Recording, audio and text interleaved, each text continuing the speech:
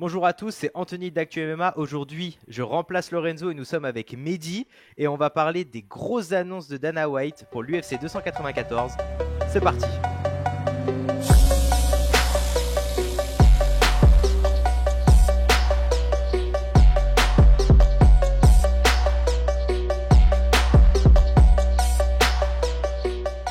Bon, je vais faire un petit état des lieux, Mehdi, si tu me permets, des grosses annonces de Dana White et elles sont énormes. 3 gros combats. Nous avons pour l'UFC 294 le 21 octobre à Abu Dhabi. Il y aura en main event Islam Makhachev contre Charles Oliveira, la revanche. Le retour de Khamzat Chimaev en poids moyen contre Paulo Costa. Et enfin, notre Français Nassourdine Imavov qui va affronter Ikram Aliskerov. Je vais te poser une première question, Mehdi. Est-ce que pour toi, c'est logique de faire cette revanche Islam Makhachev et Charles Oliveira un an après, au même endroit à Abu Dhabi? Bah écoute, c'est logique, oui et non. C'est l'UFC qui décide. Fallait que l'UFC tape un grand coup après tout ce qu'on a entendu là, l'officialisation du combat Ngannou Fury. Fallait que Tonton Dana sorte un petit peu, remette une pièce dans la machine et dise voilà, c'est moi le boss. Bon, Oliveira, je pense que c'est mérité. Il a battu Dariush de manière exceptionnelle. Et chez les lightweight, voilà, c'est deux gros stars et qui de mieux que Makhachev et Oliveira pour faire vendre. Voilà, ça va être énorme. Les autres combats aussi, voilà, de l'UFC 294 que tu disais, Paulo Costa, Rajamitchevayev, banger absolu, ça va être exceptionnel, je pense. On va voir ça, on va en discuter tout à l'heure. Et puis Nassourdine aussi contre Alice Karov, c'est pas forcément un cadeau, mais on va en rediscuter. Ça m'a l'air très intéressant en tout cas, Anthony. Bien sûr, de toute façon, on va parler de ces 3 combats-là à peu près. C'est pour le premier combat, on va parler d'abord de celui-là, je pense, c'est le plus important pour le titre des poids légers. Islam Makhachev, Charles Oliveira. On savait, on a eu pas mal d'infos, on a écrit pas mal d'articles là-dessus, c'est que Charles Oliveira ne devait pas être prêt avant novembre et décembre. Et donc, Islam Makhachev était à la recherche d'adversaires. Il l'a même mis sur Twitter, les gars, qui est prêt pour octobre en fait. Et tout le monde avait répondu. Alexander Volkanovski avait répondu, Gamrot avait envoyé un petit message, il y a même Michael Chandler qui est censé affronter Conor McGregor, mais il a quand même envoyé un message pour Islam Makhachev. Comment ça se fait, pour toi, comment ça se fait que Charles Oliveira, au final, il rentre dans Ouais, la danse pour octobre? Est-ce que ce serait pas, je te partage mon idée, tu me diras si tu la ouais. partages aussi, hein. Est-ce que ce serait peut-être pas l'UFC qui a un peu forcé les choses à dire, Oliveira, dépêche-toi, c'est maintenant ou jamais? Bah, ça se peut, c'est pas impossible que ça soit passé comme ça parce que c'est vrai que Oliveira a dit oui, oui, non, peut-être je serai prêt plus en fin d'année, etc. Et comme tu le dis, Makhachev cherchait un petit peu à droite à gauche qui combattre. Il avait même call out sur Twitter Leon Edwards pour le titre welterweight, donc pour voilà. Donc il était un peu voilà, il faut que je fasse quelque chose de ce 21 octobre là à Abu Dhabi. Et l'UFC a peut-être forcé les choses parce que je dirais que Oliveira euh, a quand même battu Dariush là récemment de manière assez exceptionnelle. On s'y attendait pas forcément. Dariush était aussi attendu comme potentiellement un prochain challenger pour le titre, etc. Et ça a peut-être relancé un petit peu toute la catégorie, le fait qu'Oliveira se reprenne comme ça. Donc ça va être un combat intéressant à voir, intéressant à suivre. L'UFC aujourd'hui a besoin de ce combat-là pour poser peut-être un problème à Ratchev. On sait pas, on pense qu'il est intouchable. Est-ce qu'il est vraiment intouchable? On va voir ça. Je sais pas ce que t'en penses, toi, Anthony.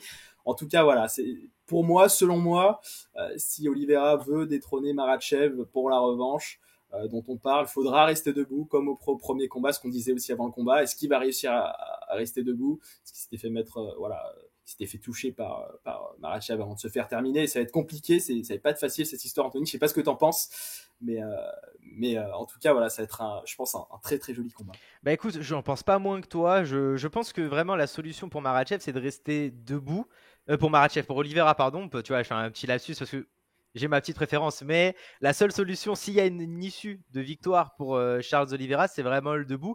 Quoique Makhachev a quand même montré quelques forces. C'est pas Rabib, hein, c'est vraiment le mec fort en striking. Il s'est amélioré. Il a une très belle boxe. Il a un joli bras arrière. D'ailleurs, c'est grâce à ce petit bras. Je sais plus si c'est un bras arrière ou un jab qui fait Qui tomber. touche, Ouais, qui touche Oliveira. qui touche Oliveira, c'était un bras arrière C'est un. qu'il avait touché, c'était un bras arrière, Voilà. et c'était je sais pas si ça avait surpris Oliveira, mais il a l'habitude Oliveira de se faire toucher souvent début de round dans ses combats, mais il arrive toujours à s'en sortir. Là, Mais c'était contre compliqué. Makhachev, il n'arrive pas à s'en sortir parce que il le suit au sol. Et là où ça a été différent dans ces derniers combats avec Gaethje et Poirier, et c'est là pour moi où je me dis qu'ils ont peut-être forcé Oliveira à accepter le combat parce que tu as Gaethje Poirier qui arrive, qui est potentiellement pour le titre BMF, mais potentiellement un combat de challenger numéro 1. Donc c'est pour ça que je me dis que peut-être ils ont dit, écoute, Oliveira, ça sera pas novembre, ça sera pas décembre, c'est octobre où tu laisseras passer ta place. Parce que selon toi, le gagnant de Ferguson, je suis complètement dire, de Poirier Gaethje, c'est le prochain title shot. Pour Donc moi, après Oliveira. Après Oliveira en tout après cas, Oliveira. vu que maintenant c'est Bah, officialisé. c'est pas impossible. C'est pas impossible et je me dis qu'à moins que l'UFC fasse voilà la dernière danse de Conor, tu sais le Chandler McGregor de la dernière de l'année, tu vois. Je me dis peut-être le gagnant de ce combat-là pourrait aussi avoir le title shot Ok. et c'est peut-être ça aussi, tu vois, c'est peut-être ça. Je me dis ça va s'accélérer à la fin de l'année, tu vois, je pense.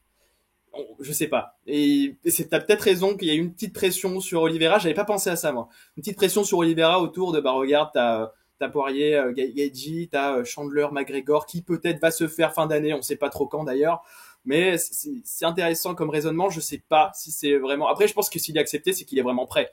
Je sais pas s'il avait un pépin physique ou s'il était pas prêt, tout simplement pour faire un camp de qualité, un camp d'entraînement, voilà, adapté à Makhachev pour se reprendre.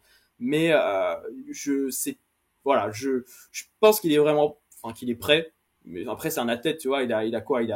C'est dans 3 mois. Ouais, voilà. Bon, il y a pire quand même Ouais, comme effectivement, oui. délai pour se préparer. Alors, certes, c'est Makhachev en face, certes, c'est le numéro 3 maintenant, pas, je crois. Ouais, ouais, les numéros 3 ouais, parce que.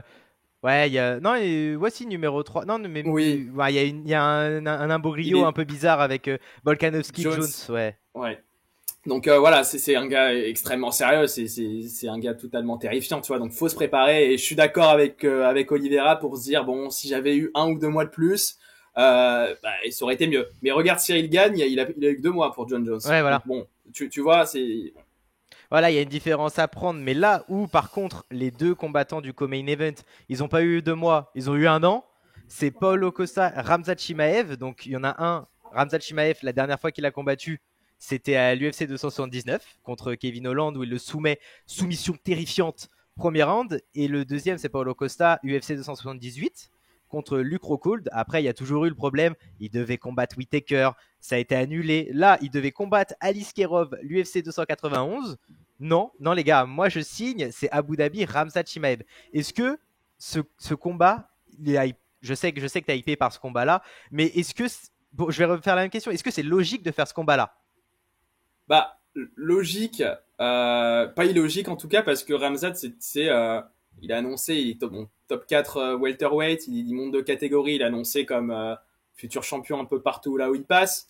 Banger absolu, on va se régaler, ça sent la merguez à plein nez, tu vois. On va voir ce qui va se passer, ça va être énorme parce que on va voir comment aussi Ramzat approche ce combat parce que il y a eu la guerre contre Gilbert Burns où il est vraiment allé il était au taquet, tu vois, et ça s'envoyait des parpaings dans la tête pendant les 3 rounds. On l'a vu se faire toucher, on l'a vu, tu vois.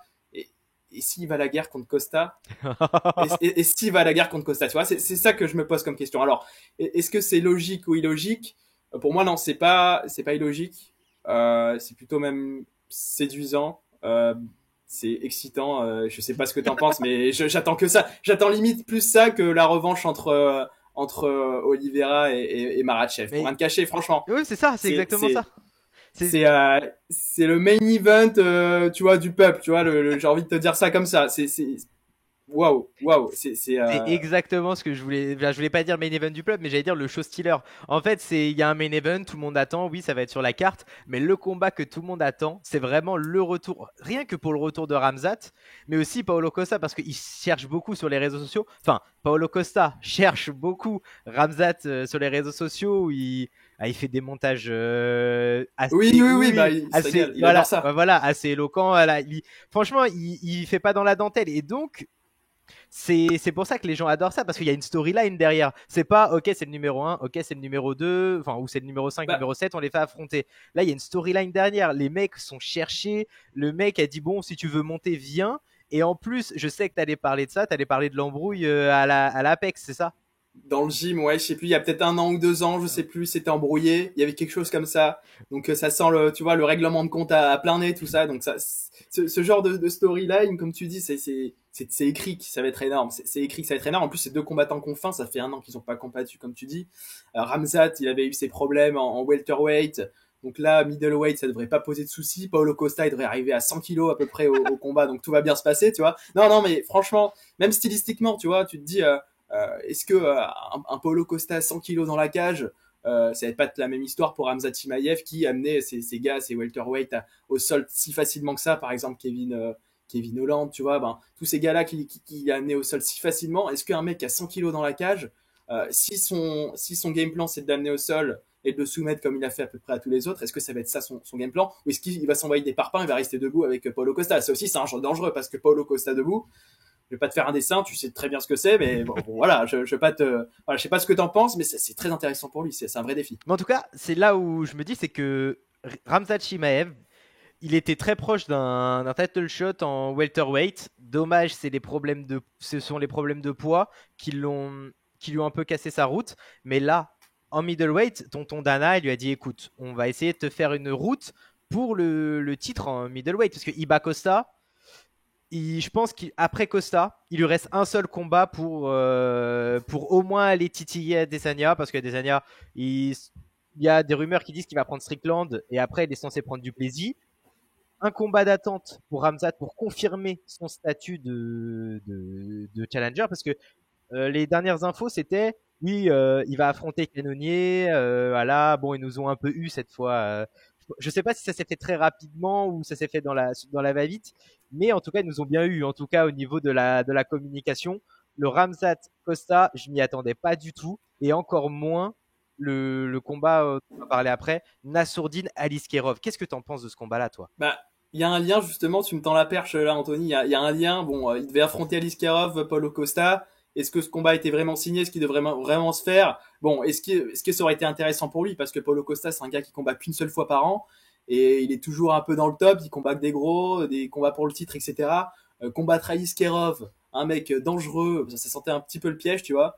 Donc voilà. Pour Paulo Costa, c'est un fait. Il prend une vraie star, Ramzat Chimaev. Donc voilà, on va pas refaire on va pas reparler de ça, mais voilà. Le combat suivant, Nassourdine Imavov contre Ikram Aliskerov, c'est un piège pour Nassourdine. C'est un piège, il y a tout Ouais. à perdre pour lui.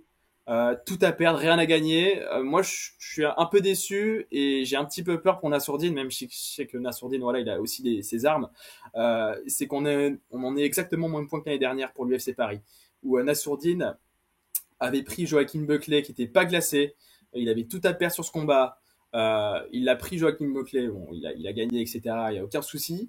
Il prend Strickland, il perd. Là, il fait il recombat contre Chris Curtis. Il fait une démonstration sur 2 rounds avant qu'il y ait ce souci-là. Et là, on en revient à il y a 1 an en arrière. Il C'est combat un exactement combattant. ça c'est exactement ça, ouais. Et c'est embêtant. Enfin, je trouve ça dommage. Alors, est-ce qu'il y a eu des promesses derrière? Je sais pas. Voilà. Est-ce qu'il y a eu, faut voir comment ça a été négocié aussi pour Nassourdine Imavov, mais il a tout à perdre en fait. C'est dangereux, c'est très dangereux. Ikram Niskorov, c'est quelqu'un qui fait pas rire du tout.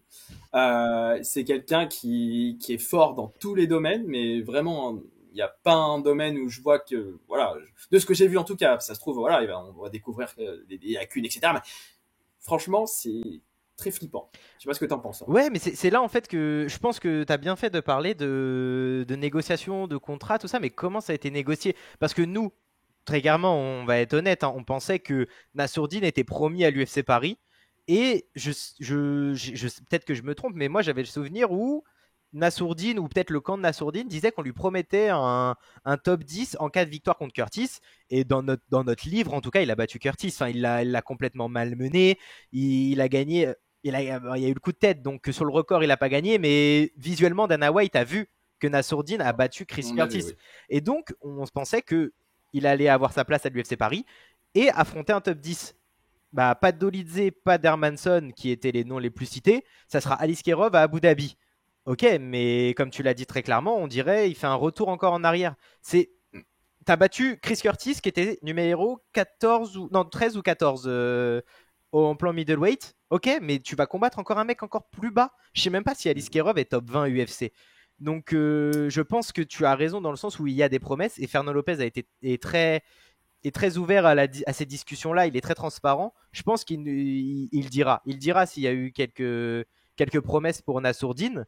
Mais en tout cas, je pense que Nassourdine avait quand même les armes pour le battre, surtout avec ce qu'il a démontré contre Chris Curtis. Et le MMA Factory est toujours très fort dans ce qu'il s'agit de game plan. On l'a vu avec William Gomis plusieurs fois, où ils ont pas été gentils avec William Gomis contre Marshall, mais il l'a passé quand même. Et donc là, on va voir, le game plan était très bon contre Chris Curtis. Donc pourquoi le plan ne serait pas bon contre Ikram Aliskerov? En tout cas, si le combat a été signé, c'est qu'il y a des promesses et qu'ils sont sûrs de pouvoir le battre. Non, mais c'est clair, non, mais t'as tout résumé. C'est dangereux, mais c'est pas impossible non plus pour Nassourdine. Il y a eu des trucs derrière, il y a eu certainement des promesses. Bon, on en rediscutera, on aura l'occasion d'en savoir un petit peu plus aussi dans les prochains jours. Mais voilà, c'est très dangereux, mais très excitant aussi à la fois parce qu'Aliskerov, le seul combat qu'il a perdu, il faut le rappeler, hein, encore une fois, c'est contre Hamzat par un énorme chaos, c'était au Brave. Donc ça met un petit peu aussi de challenge dans tout ça pour Nassourdine parce que c'est un vrai combattant aussi, Ikram Aliskerov. C'est pas n'importe qui. Il y a peut-être aussi cette volonté de l'UFC de pousser Yael Iskerov pour faire cette revanche contre Hamzat chez les middleweight à l'UFC aussi. Il y a peut-être cette histoire aussi qu'ils ont en tête. Et c'est à Nassourdine aujourd'hui de faire déjouer les pronostics et les espérances de l'UFC. En tout cas, je pense qu'on a bien résumé cette UFC 294, au moins les grandes annonces de Dana White. On a à peu près posé notre pièce et ce qu'on pensait de tous ces combats-là. Je sais pas si tu as quelque chose à rajouter peut-être. On a été assez complet, juste à dire que l'UFC 294, en tout cas, il y a eu 3 énormes combats qui ont été annoncés. Je pense que, je sais pas si on aura d'autres, mais en tout cas, c'est exceptionnel, c'est énorme. Et en plus, l'UFC 295, il y a des combats qui se rajoutent. Enfin, l'UFC nous régale totalement là en ce moment. Je sais pas si c'est l'effet Ngannou là qui fait enflammer un peu tout le monde. Et voilà, on va se régaler, c'est une certitude. Et on a hâte d'y être, Anthony. Et je vais vraiment finir là-dessus. En tout cas, nous, on va se régaler à regarder l'UFC 294. Nous, on se retrouve pour un nouveau podcast pour Actu MMA. Surtout, n'hésitez pas à vous abonner, à liker la vidéo. Dites-nous en commentaire ce que vous pensez du combat d'Islam, le combat de Ramzat et du combat de Nassourdine. Et nous, on se dit à la prochaine pour un nouveau podcast. Ciao. Salut.